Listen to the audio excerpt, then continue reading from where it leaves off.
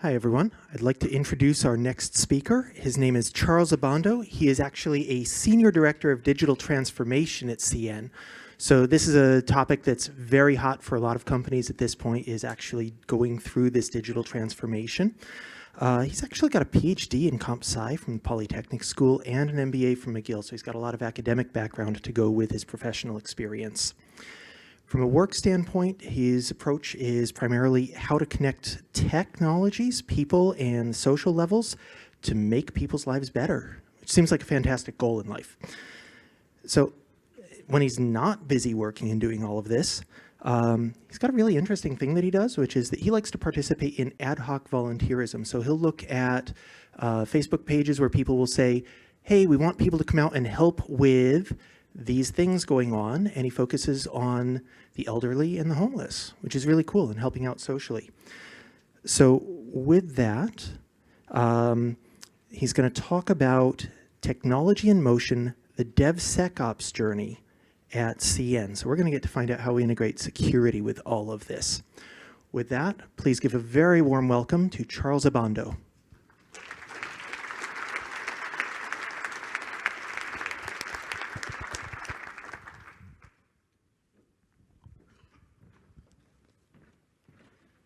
Does this work? You know? Could you open? Should be able to just plug it in.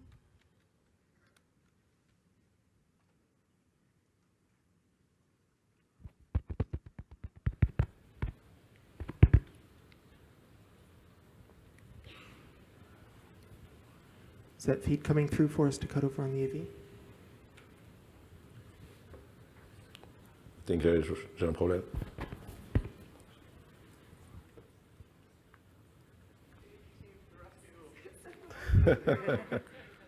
Sorry about that. Unplug. They always tell me just unplug and then replug. It looks like Windows. Is it Windows? It is.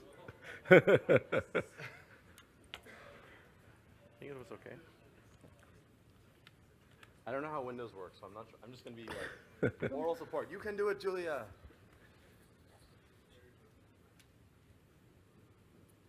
Oh. Yay. Ooh, see? Okay, Guys, you're going to have to stand I'm a here. DevOps engineer now. There we go. Great, thank you. Bonjour tout le monde. La présentation, je vais la faire en français, mais les slides sont en anglais. Donc, je suis ici aujourd'hui pour vous parler de la journée de CN à travers DevSecOps. Tous les obstacles, les challenges que nous avons eus, les défis et surtout les succès. Et à la fin, en fait, on va parler des apprentissages que DevSecOps a apportés à CN. J'espère qu'à la fin de cet échange, trouver de nouveaux partenariats et puis peut-être découvrir de nouveaux talents. Donc, pour commencer, en fait, je vais vous parler un peu de CN. Qui est CN? Contrairement à beaucoup de présentations et de speakers et de sponsors, aujourd'hui, nous ne vendons pas de matériel, nous ne vendons pas de software. On aimerait bien, mais nous ne le faisons pas. Donc, CN, en fait, est une compagnie de transport. C'est l'une des plus grosses compagnies de transport en Amérique du Nord. Nous avons à peu près 470 trains qui partent tous les jours, transportent à peu près 16 400 shipments et représentent à peu près 250 billions de dollars d'échanges en Amérique du Nord. CN est pas mal gros. Nous avons 24 000 employés répartis aux États-Unis et puis au Canada. Et nous représentons à peu près 13 000 origin destination points dans toute l'Amérique. Donc, quelles sont les origines de CN? CN a fêté récemment ses 100 ans.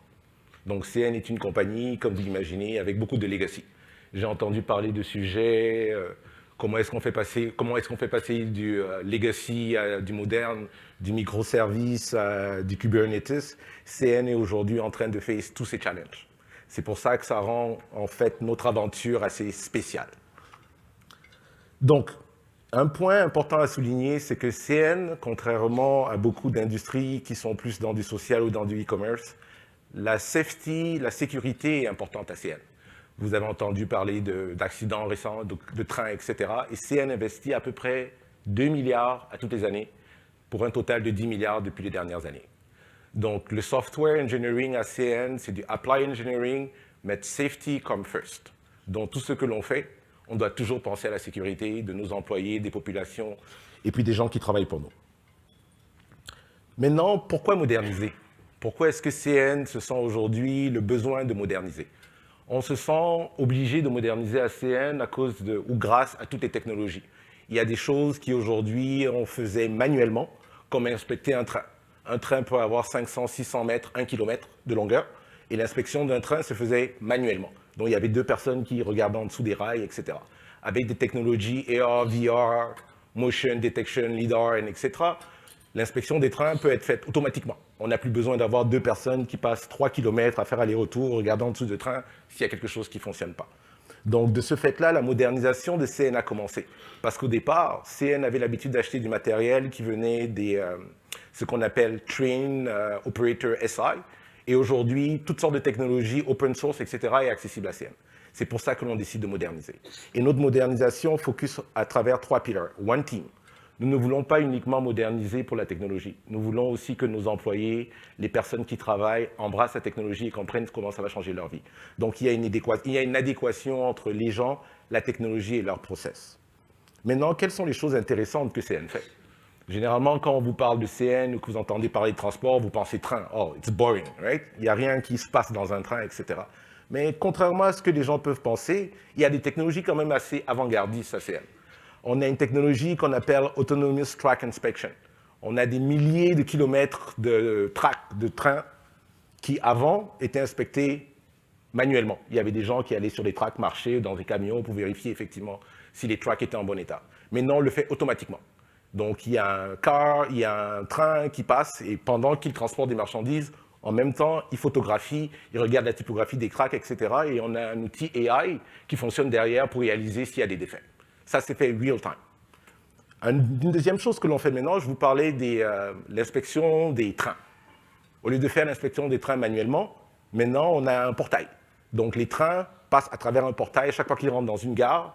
Et ce portail-là a des dizaines, des centaines de caméras qui photographient en temps réel tous les angles du train. Et ces images sont envoyées en real time à un objet, un robot AI, qui vérifie si le train est conforme ou pas. Et si jamais il détecte quelque chose, il envoie à des opérateurs qui arrêtent le train et qui le réparent. La troisième chose que l'on fait, c'est au niveau des mécaniques. Les réparations, généralement, réparer une voiture, réparer une auto, réparer n'importe quoi, c'est difficile lorsqu'on n'a pas d'assistance. Maintenant, on utilise AR, VR pour pouvoir le faire. Donc, tous nos mécaniques, tous nos réparateurs ont des handells, ils ont des objets qui leur permettent de savoir effectivement quels sont les points, quelles sont les vis à aller changer, qu'est-ce qu'il faut faire, etc. Ce qui prend beaucoup moins de temps comparativement à ce qu'on faisait. Au niveau de Enterprise Automation, on avait plusieurs tâches qui étaient manuelles. Rentrer des invoices dans SAP, déterminer effectivement où sont des outils. Maintenant, on a automatisé toutes ces tâches-là. De la même façon que Smart Network. En pensant aux troisième étape, maintenant, c'est se demander où est-ce qu'on commence. Est-ce qu'il y a des gens qui ont eu des problèmes à se demander ici dans la salle où est-ce qu'on commence avec DevSecOps? Levez la main. Tout le monde pense que DevSecOps, c'est facile. Donc, effectivement, c'est le problème avec DevSecOps. DevSecOps veut dire beaucoup de choses. Il y a des gens qui vont vous parler de microservices, qui vont vous parler d'Agile, il y a des gens qui vont vous parler de Kubernetes, il y a des gens qui vont vous parler de Jira, ils vont vous parler de Git, etc. Mais comment est-ce qu'on met ensemble tous ces points, toutes ces technologies, comment est-ce qu'on les fait fonctionner? Ça, c'est le gros challenge. Comment est-ce qu'on se dit, en tant que compagnie, est-ce qu'il faut que j'aille jusqu'au pied ce que Facebook fait ou ce que Google fait et faire la même chose? Est-ce que c'est possible? Est-ce que c'est viable? La réponse est, ça dépend. Ce n'est pas facile, mais ça dépend. Donc, à CN, qu'est-ce que l'on a décidé de faire? Nous sommes arrivés avec une approche assez difficile. Nous avons bâti ce qu'on appelle une plateforme DevSecOps. Est-ce qu'il y en a qui ont déjà utilisé une plateforme DevSecOps? Donc, contrairement à l'approche standard qui est de prendre des outils et dire « je veux faire du CI, je veux faire du CD, je veux faire du CT », on s'est dit non, on ne peut pas le faire. On ne peut pas le faire parce que CN, comme je disais tantôt, on a 400 développeurs. Nous travaillons avec une centaine de SI, de compagnies Professional Services. Nous ne pouvons pas laisser déterminer chaque équipe ou chaque projet bâtir son propre pipeline. Ça devient impossible à maintenir. Chacun utilise des outils. Il y en a qui utilisent Ansible, il y en a qui vont Chef, il y en a qui vont Puppet. Mon équipe est arrivée avec Azure DevOps. Waouh, je ne savais même pas que ça existait. Donc, comment est-ce qu'on fait pour réconcilier tous ces différents points technologiques? Alors, on s'est dit qu'on allait bâtir une plateforme. Notre plateforme tourne autour du Think, Build and Run. Qu'est-ce que ça veut dire? Ça veut simplement dire que nous allons créer une équipe qui va être autosuffisante, qui va déterminer quels sont les outils DevOps dont elle a besoin. Et cette équipe va bâtir les pipelines pour tous les développeurs, de manière à ce qu'aucun développeur n'ait à se soucier du pipeline. Il a juste besoin de savoir comment créer sa branche, comment déployer un landscape en dev, en QA, comment retirer, etc. Et tout est fait automatiquement pour lui. Ça permet en fait de découpler le travail qui est fait au niveau de pipeline du travail du développeur. Il n'y a aucune valeur à ce qu'un développeur sache, OK, mon conteneur roule dans tel environnement, ou mon conteneur, je dois le porter sur le cloud, ou je dois le déplacer, ou j'ai besoin d'avoir MySQL, Postgres qui roule avec mon Spring Boot, ou etc. Donc, on s'est dit, pour faciliter la tâche des développeurs, la seule chose qu'on a besoin de savoir dès le départ, c'est quel stack technologique dont ils ont besoin. Nous allons bâtir la stack, et nous allons définir leur pipeline en termes de qu'est-ce qui est dev, qu'est-ce qui est QA, qu'est-ce qui est UAT et qu'est-ce qui est prod. Ils ont juste besoin d'aller sur notre portail et cliquer et dire « Je veux un dev », on lui spin un dev. Et à la fin, quand on n'en a plus besoin, « Je ne le veux plus, je ne le veux plus ». Et il y a un workflow qui va dire « OK, je passe de dev, mon dev est approuvé, j'arrive à QA, etc. » C'est ça le concept qu'on a bâti DevSecOps Platform. Et jusqu'à date, on a eu de bons succès et de bons feedbacks par rapport à ça. Donc, le dernier point que vous voyez en bas à gauche, qui est le use, ce sont nos développeurs. Nous voulons nos développeurs exactement comme Google Play ou comme Apple Store. Vous voulez que le développeur focus à développer, pas à définir comment déployer. Et c'est la plateforme que nous avons bâtie. Donc, le deuxième point par rapport à la stratégie, c'est ce que je disais précédemment. C'est quoi DevSecOps? La majeure partie des gens vont vous dire c'est CI, CT, CD. Certains vont vous dire c'est uniquement CD. D'autres vont vous dire je suis simplement intéressé à CT. Donc, en fait, on a poussé la réflexion à CN un peu plus loin en se disant, est-ce qu'il y a des choses dans DevSecOps dont on a besoin que d'autres n'ont pas besoin? CS, par exemple, qui est DevSec, qui est le Sec, Security, qui est le dernier point à droite, Continuous Security, c'est important pour CN. Nous avons besoin de la sécurité pour des raisons de safety. Nous avons besoin de la sécurité pour des raisons de compliance. Donc, security est the cornerstone of everything we do. Vous ne pouvez pas déployer une nouvelle application dans un train qui roule à 600 miles per hour s'il n'y a pas de sécurité, s'il n'y a pas de check, il n'y a pas de QA. On aura un problème. Donc, CS est quelque chose de très important pour nous. D'un autre côté, GD, qui est Gradual Deployment, est quelque chose de nouveau, quelque chose que beaucoup de gens n'utilisent pas. Mais nous, pouvoir faire du Canary Deployment, faire du A/B testing, ou faire du Feature Toggling, ou du Dark Launching, est quelque chose qui est important pour CN. Donc, vous voyez dans notre shift de CI, CD, CT, les points qui nous intéressaient le plus sont CS, GD. Et le dernier point, c'est CR, Continuous Resiliency. Un train ne peut pas s'arrêter, un train ne peut pas failer. Sinon, il y a des problèmes, il peut y avoir des accidents, etc. Donc, tout ce qui est DR, tout ce qui est High Availability est important pour nous. Donc, on a besoin de pouvoir vérifier lorsqu'on bâtit nos pipelines ou nos applications que nos applications sont toujours DR-centric, DR-enable and HA. Donc, dans tout le pipeline DevSecOps, les points qui sont importants pour nous ne sont pas forcément CI, CT and CD, parce que comme je vous disais, à cause du safety, on ne peut pas déployer dans un avion un nouveau software lorsque l'avion est en l'air. On est d'accord? Donc, speed to deploy, ce n'est pas forcément notre, notre gain ou notre hard soft benefit. Mais il fallait le déterminer dès le départ. Donc, ce que l'on a fait, c'est qu'on a déterminé tous les DevSecOps benefits, on a défini tout ce qui était possible, on a décidé quels sont ceux sur lesquels CN doit focuser. Après m'avoir entendu parler, est-ce qu'il y a des gens qui pensent que la stratégie est utile ou n'est pas utile? Ça fait du sens? Ou des fois, vous avez commencé à faire du DevSecOps pour vous dire à la fin, j'en ai pas besoin. Je pouvais le faire comme je le faisais avant. Donc, c'est ce qui nous a amené, en fait, à définir après la stratégie quels sont les différents problèmes que nous avons eus. Donc, est-ce que DevSecOps peut vivre tout seul? Si je n'ai pas infrastructure as a code, est-ce que je peux faire du DevSecOps? Non, parce qu'au niveau du CD, vous aurez toujours des problèmes de déploiement. Si vous avez parmi votre pipeline une phase qui prend 5 fois plus de temps que les 2 premières, vous pouvez automatiser le développement jusqu'au testing, le faire en 1 seconde, mais si le déploiement prend 4 mois, vous êtes stuck. Donc, comment est-ce qu'on réconcilie les deux? Comment est-ce qu'on fait du landscape management? Comment est-ce qu'on amène les équipes de réseau à travailler avec les équipes de database, qui sont nos database admins, à travailler avec nos équipes de Linux, qui est une mise de serveurs, ou à travailler avec notre COE de cloud, qui pense que parce qu'ils sont sur le cloud, tout peut aller très vite. Donc ça, c'était notre conundrum. Parce qu'effectivement, à CN, comme vous disiez, on a du on-premise, on a du private, on a du hybrid cloud. Comment est-ce qu'on amène tous ces environnements à travailler ensemble en utilisant la même taxonomie, les mêmes processus, les mêmes sécurités et surtout, et après tout, les mêmes SLA et SLO. Ça, c'était le challenge au niveau de landscape. L'autre challenge, c'était par rapport au niveau du technology stack. Quand j'ai été embauché chez CN, à ma première interview, j'ai discuté avec le VP de technologie, le VP d'infrastructure, et il m'a dit quelque chose de très marrant. Il m'a dit, Charles, s'il y a une technologie out there, CN, nous en avons au moins une. Et il n'avait pas tort. C'est-à-dire, en termes de technologie à CN, vous pouvez passer du Oracle, à du IPG, à du SAP, à du Redis, à du Dynatrace, à du AppDynamics. Vous trouvez au moins une instance de toute technologie qu'il y a à l'extérieur. Donc, comment est-ce que l'équipe de DevSecOps fait pour s'en sortir? Oh, je ne sais pas si je fais du Spring Boot, je ne sais pas si je fais du REST, je ne sais pas si je fais du Apache Camel, je ne sais pas si je fais du NiFi, est-ce que je fais du Cloudera, est-ce que je fais du Hortonworks? Oh, by the way, Hortonworks et Cloudera, maintenant c'est la même compagnie, ça va mal, right? Donc quand vous vous retrouvez à avoir 4 instances et puis on a des joueurs qui en rachètent d'autres, comment est-ce que vous faites pour les réconcilier? Donc ça, c'était notre challenge. C'était pouvoir déterminer si on veut faire et bâtir une institution de DevSecOps qui est viable, on a besoin de déterminer un minimum de technologie stack qui ne bouge pas.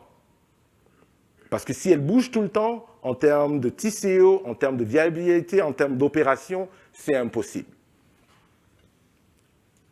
Maintenant, le troisième point et l'avant-dernier était par rapport à tout ce qui est qualité et sécurité. On a de gros problèmes lorsqu'on travaille avec des SI, des Professional Services. Vous avez des développeurs d'Accenture, vous avez des développeurs d'IBM, vous avez des développeurs de PwC, vous avez des développeurs de Emphasis, qui travaillent tous pour la même compagnie. Mais tous ces développeurs-là, ils n'ont pas la même qualité de travail. Ils n'ont pas les mêmes règles de gouvernance. Comment est-ce que l'on fait pour s'assurer que tous les partenaires avec qui on travaille produisent toujours le code à partir d'un même standard? Et donc, c'est là où, effectivement, l'équipe qui est là aujourd'hui, vous avez Paul, Serge et puis Pierre, sont arrivés avec des idées avant-gardistes en disant, OK, on va essayer de trouver des outils dans le marché qui vont aider pas simplement à accélérer.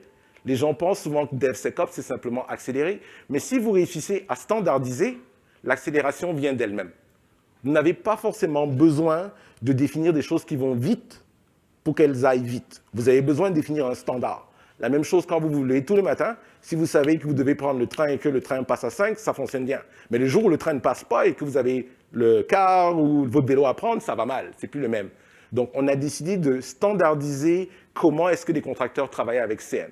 Donc, il y a des outils comme SonarQube, GitPrime, etc., que je n'aimerais pas, qui vous permettent en fait de définir un ensemble de métriques que vous allez baseline et qui vont toujours checker les codes. Donc, Git ne devient pas simplement un repository. On n'accepte pas dans notre Git n'importe quel type de code. On accepte le code avec un certain type de qualité. Et la qualité est définie par des outils qui permettent de contrôler cette qualité. De la même façon, on parlait de sécurité. Donc, quand on parle de sécurité, ça revient par rapport à la même chose. En termes de sécurité, quelles sont les librairies que vous utilisez? Les développeurs, en général, ils adorent ça. Aller sur Google ou aller sur leur site favori, Slack, et puis dire « Oh, j'ai un problème, quelle librairie tu me recommandes? » Oh, tout de suite, je mets la librairie dans mon code. Wow, calm down, calm down. Il va falloir ralentir ça. Qui a déjà subi ce genre de problème, où tous les développeurs utilisent différentes librairies? OK, d'accord. Donc, comment est-ce qu'on fait pour je dirais pas annuler ou je dirais pas éviter ce genre de problème? C'est plus le contrôler. Les librairies open source, on est pour du open source, mais il faut quand même qu'il y ait du contrôle.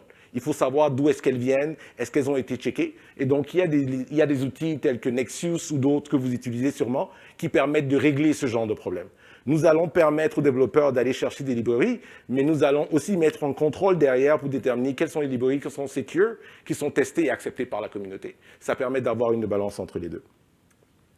L'autre point, c'est très bien, lorsque vous avez une pratique DevSecOps, Qu'est-ce que vous faites, comment vous définissez des métriques, comment vous définissez la maturité de DevSecOps? J'ai une équipe de 200 développeurs qui disent tous, nous sommes agiles, nous faisons du DevSecOps. Est-ce que je peux avoir un baseline KPI qui décide et qui dit, OK, mon DevSecOps, en termes de commit, il fonctionne comme ça. En termes de CI, voici les capacités que nous supportons. En termes de temps que chacune des activités task prend est quantifié, mesurable, de manière à ce qu'on puisse dire, sur une échelle de 1 à 5, notre maturité au niveau DevSecOps est de 1.5 aujourd'hui, et dans 2-3 ans, nous voulons atteindre 3 ou 3.5.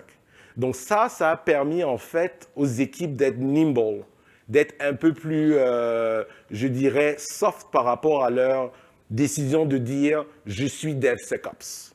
Parce que lorsqu'on décide de mesurer une équipe DevSecOps par rapport à certains critères, ça permet en fait de niveler tout le monde. Tout le monde sait effectivement où ils sont rendus et tout le monde sait où est-ce qu'ils doivent se rendre. Ça a été le plus grand et le plus gros achievement. Maintenant, à tous les mois, on est capable d'aller chercher tous les Scrum teams qui roulent, les 15-25 teams qui roulent et pouvoir les baseliner par rapport à comment est-ce que le DevSecOps fonctionne en fonction de ces teams-là. Et quand on découvre des teams qui ont des problèmes, on les réaligne, on les entraîne, on leur donne un coach qui va permettre en fait de ramener ce niveau de DevSecOps où est-ce que l'on veut. Le dernier point, qui est pas le moindre, c'est un problème de réglementation. Comme je l'expliquais dès le départ, dans notre industrie de transport, nous avons beaucoup de réglementations. Ce sont des réglementations de l'industrie du transport, mais ce sont aussi des réglementations d'audition d'audit au niveau finance. Et ces réglementations font que, bien que j'aimerais que les processus fonctionnent d'une certaine façon, il faut quand même que j'ai mes logs qui soient retenus pendant plusieurs années, que j'ai mon DR qui fonctionne d'une certaine façon, que je sache qui a check-in un code, quand est-ce qu'il a check-in, que je sache mon portail qui a détecté une panne sur un train, quand est-ce qu'il a fait, quand est-ce qu'il a été actionné, et de manière à ce que si jamais il y a un incident qui se passe, d'où la relation avec Incident Management dont vous parliez tantôt, s'il y a un incident qui se passe, comment est-ce que je peux faire pour remonter de mon incident à ma branch, à mon Git, de mon Git à ma branch, jusqu'au développeur, et savoir effectivement où est-ce que j'ai raté le coach. Et ça, c'est tout le processus au niveau opérationnel. Dans le DevSecOps, ce qu'il nous a apporté au niveau process opérationnel, c'est se dire, nous faisons tout pour aller speed, agility et être secure, mais nous voulons aussi être capables d'être rétro-feedback et de remonter depuis un incident ou depuis un morceau de code qui a été déployé. Comment est-ce que cet incident ou ce code est relié à notre processus DevSecOps? Qu'est-ce que l'on a manqué? Qu'est-ce que l'on aurait dû faire? Et ça, c'est notre continuous improvement. Donc, quand vous entendez parler de CI à CN, ce n'est pas simplement continuous integration, c'est que notre DevSecOps est aussi continuous improvement. Et voilà, ça met la fin à la présentation.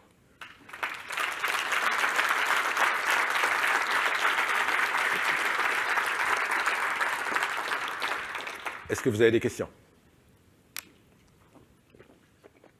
Si vous avez des questions pour Charles, nous avons des micros des deux côtés et je peux aussi me promener un peu. Bonjour. Alors, j'aurais une question. Vous avez dit qu'à partir du moment où vous avez défini une stack, votre stack était maintenant immutable et qu'elle ne bougerait plus parce que ça vous permettait d'aller plus vite. Malheureusement, comme vous avez sans doute constaté au cours des dernières années, il y a beaucoup de choses qui évoluent, il y a beaucoup de nouvelles technologies qui arrivent sur le marché et des choses dont vous auriez sûrement envie de profiter. Avez-vous un processus déjà en place? Avez-vous déjà entamé la réflexion sur comment cette stack qui ne bouge pas allait bouger? Ça, c'est une très bonne question. Ce que nous avons fait pour parer à ce problème, parce qu'effectivement, il y a une quinzaine d'années, les technologies prenaient beaucoup plus de temps à évoluer. Aujourd'hui, vous adoptez une technologie et puis 2 jours après, vous parlez à quelqu'un et vous dites « Oh, il y a quelque chose qui vient de sortir, c'est tout génial, il fait des choses complètement impossibles, etc. » Donc, qu'est-ce que l'on a fait? On a décidé, on a commencé à bâtir ce qu'on appelle un radar. Est-ce que vous avez entendu parler de radar technologique? Oui. Donc, nous avons bâti ce qu'on appelle un radar technologique. Donc, le radar technologique dit à l'intérieur de CN, au niveau adoption, donc c'est comme un grand cercle, où à l'intérieur du cercle, au milieu, au core, vous avez toutes les technologies que vous avez décidé d'être immutables. Ces technologies sont les technologies qui sont en adoption. Et puis, à la fin du cercle, Qu'est-ce qui rentre? C'est toutes des nouvelles technologies. Donc, il y a une nouvelle technologie qui va arriver sur le marché. Nous avons une équipe de R&D et d'innovation qui va aller assesser cette technologie. Donc, à cette technologie. Donc, à ce moment-là, on dit qu'elle est en observabilité. Nous avons une technologie qui vient de rentrer et il y a juste une équipe qui fait ça. Nous avons une technologie qui vient de rentrer, elle compétitionne avec telle ou telle technologie qui est en adoption ou elle est tout à fait nouvelle, elle apporte des choses que nous n'avons pas. Et puis, la deuxième phase, après, c'est déterminer est-ce que nous avons besoin d'amener cette technologie un peu plus loin. Et donc là, on prend cette technologie, on l'amène en proof of concept. Donc, il y a un proof of technology. Donc, on va comparer cette technologie par rapport à ce que l'on a ou par rapport à ce que l'on veut faire. Et puis, on va décider à la troisième étape, est-ce qu'on a un use case qui prouve que cette technologie qui est en proof of technology et vaut la peine d'être bougée en adoption. Ça, c'est la troisième phase. Et si elle passe la troisième phase, elle devient en adoption. Donc, pour répondre à votre question, tout ce qui est immutable, ça ne veut pas dire que ça ne change pas. Ça veut dire que c'est stable, qu'on est ouvert à l'écoute, qu'on regarde, mais que notre nouvelle technologie adoption va prendre un certain temps et doit passer à travers certains gates. Et seulement quand elle a passé ces gates-là, alors elle va être adoptée. Répondez à votre question? Merci. D'autres questions? Il y avait une question par là? Non? Il y a- Il y en a deux. Il y en a un monsieur là et puis un... Ouais, OK, mais- parfait. Ouais, moi aussi, ma question, c'est le ratio que vous avez fait entre, comme tu as dit, comme CN, c'est une entreprise assez, enfin, c'est pas une start-up d'hier.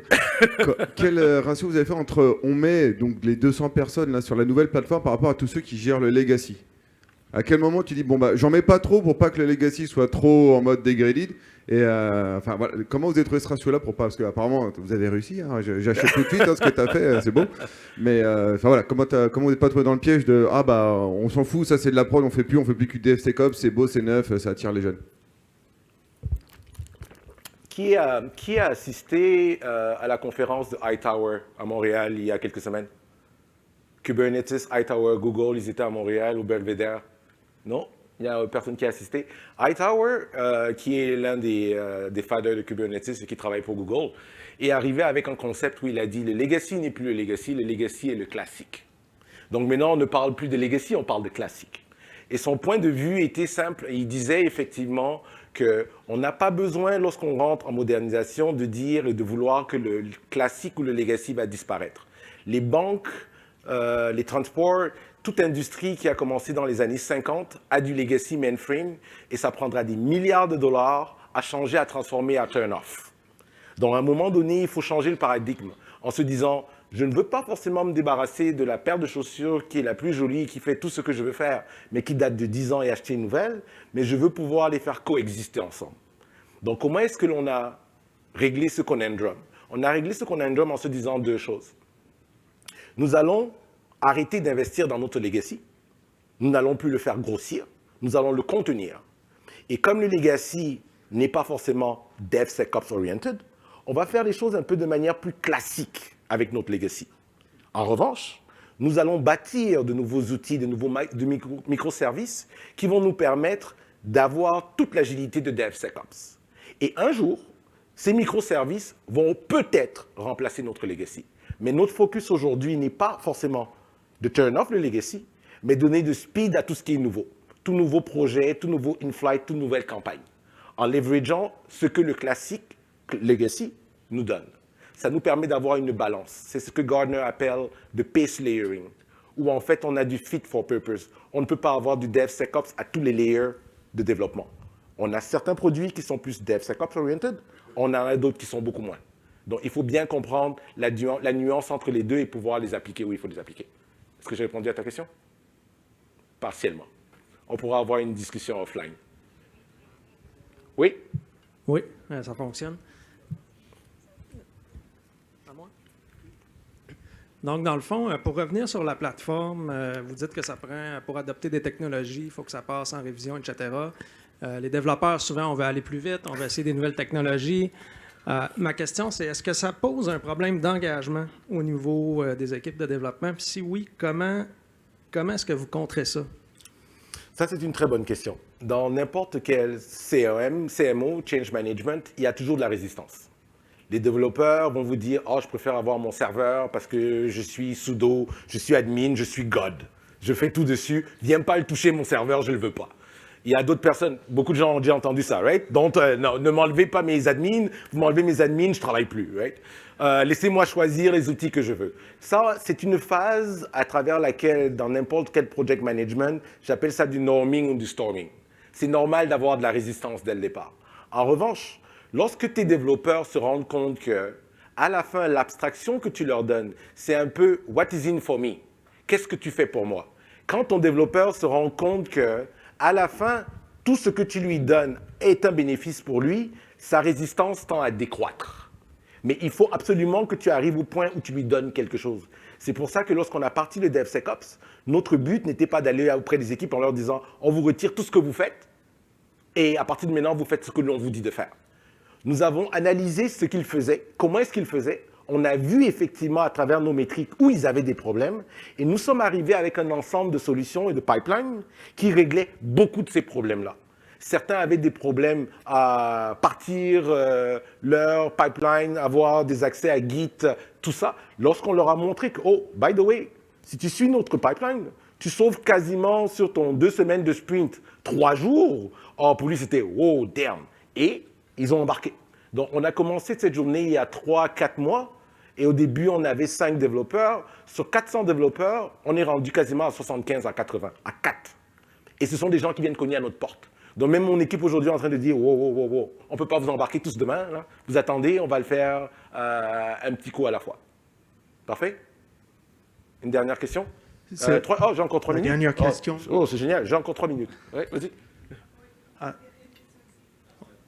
En réalité, tu as pas mal répondu à la question que j'avais. Okay. C'est juste pour préciser. Donc, si je comprends bien, l'équipe qui s'occupe de faire les analyses des nouveaux produits, de mettre en place les mécanismes uniformisés pour toute la compagnie, vous êtes seulement 4, c'est ça que tu dis? Non. Sur 24 000 employés, être seulement 4, ce serait un peu un overshot. C'est ça que... Non. L'équipe qui fait ça, autrement dit, ça doit être une assez grosse équipe parce qu'il faut qu'ils puissent subvenir aux besoins de l'ensemble de la communauté de développement de CN. Puis ces gens-là, ils travaillent, ils veulent avancer. Exact. Nous avons appris, ou du moins, j'ai appris quelque chose à mes dépens.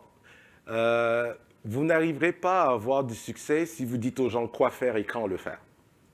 Donc, à l'intérieur de CN, il y a beaucoup de gens qui aiment la technologie, même s'ils ne sont pas à l'intérieur de IT ou de OT. Nous ne voulons pas forcément que ces gens-là arrêtent de parler de technologie. Donc, à la fin, avoir tout le monde qui est féru de technologie, aller à des conférences, assister à des choses, c'est tant mieux. Ces gens-là sont, comme pour nous, des ambassadeurs. Donc, ils vont discuter de technologie avec des partenaires, fine. Et à la fin, ils nous les ramènent, ces technologies. Donc, notre équipe qui fait, en fait, la décision et détermine, ce n'est pas forcément elle qui est toujours upfront. C'est tout le monde qui est upfront. Le CEO va aller dîner avec quelqu'un et puis il va envoyer un email. « Oh, by the way, j'ai rencontré le vice-président de telle compagnie. Il a un outil génial. » Fine. Il arrive, il rentre dans le pipeline. Ça devient un backlog.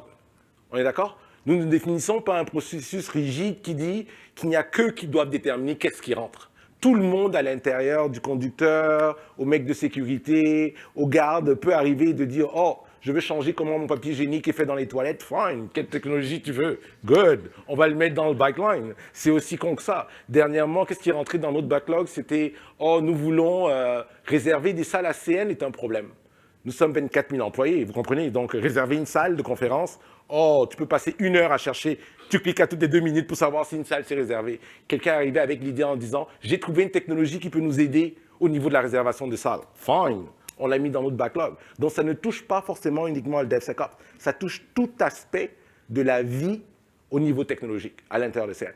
Okay.